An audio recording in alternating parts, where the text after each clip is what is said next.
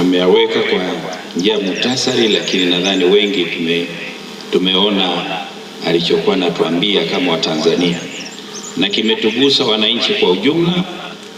Lakini unaona vile vile kulikuwa na nafasi maalum kwa wale watumishi ambao wakati mwingine tunajisahau, lakini kwa lugha nyepesi sema ni wahudumu tu. Kwa hiyo lazima tuwe pale tuwahudumie kwa upendo, haki na kweli. Sasa si jambo jepesi, lakini ukizamu kaliangalia kwa undani utaona upana wake hasa ni kitu gani. Mimi kwangu hayati John Pombe Joseph Magufuli, bahati nzuri tumeishi naye, tumefanya kazi kwa pamoja kwa kipindi chetu chote.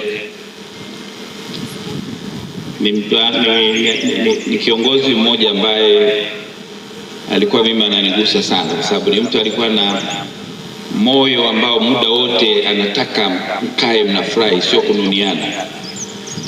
Alikuwa anapenda matani mengine, na mimi hasa ndio nilikuwa naonewa sana. Maana yake nikikutana nasema hujamaliza mahari ya mke wako. Mzee nishalipa mimi. Kaja kaniteua kwenda kwa mjumba kama tukua, asema na hiyo vile vile utaongeza ng'ombe. Nikamwambia hapa sasa kazi itakuwa ngumu sana. Kwa hiyo ilikuwa na vipindi vizuri sana ambavyo mnaweza mkafurahi mkacheka na nini, lakini anapokuja kwenye masuala ya msingi, maadili, alikuwa hana utani. Alisimama kama kiongozi.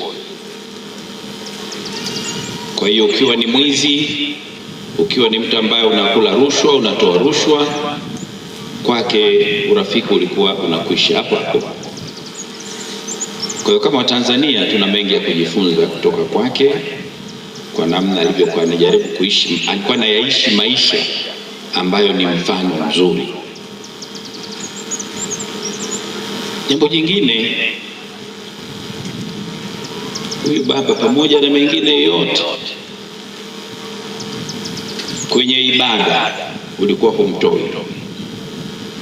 Alikuwa ni muumini mmoja mkubwa sana, pamoja na majukumu mengi aliyokuwa nayo.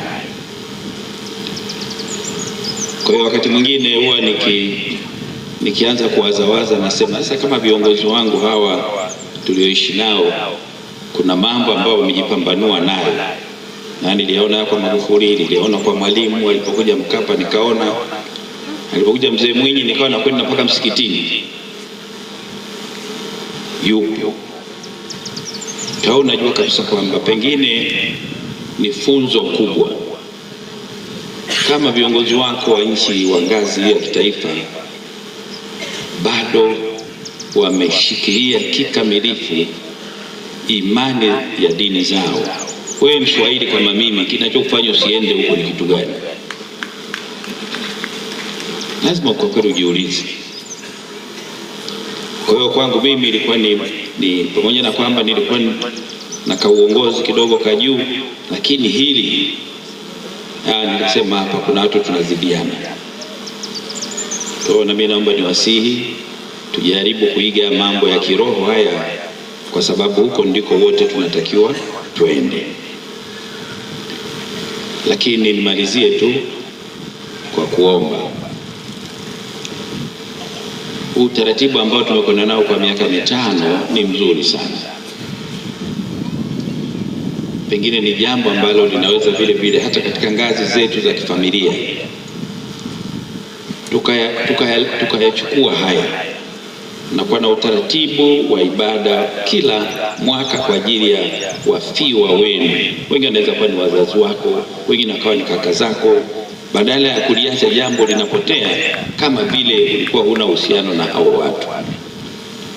Kwa upande kwa kweli namshukuru Mungu kwa kunipa nafasi na mimi kuja kushiriki katika tukio hili, lakini kipekee nizidi kuendelea kushukuru familia ya brother Magufuli na hasa Mama Janet mwenyewe ambaye ndio kwa kipindi chote amekuwa very firm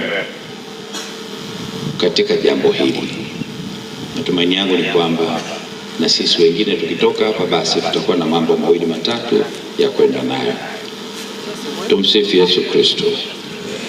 Asanteni sana, nawatakia na mimi kila la heri.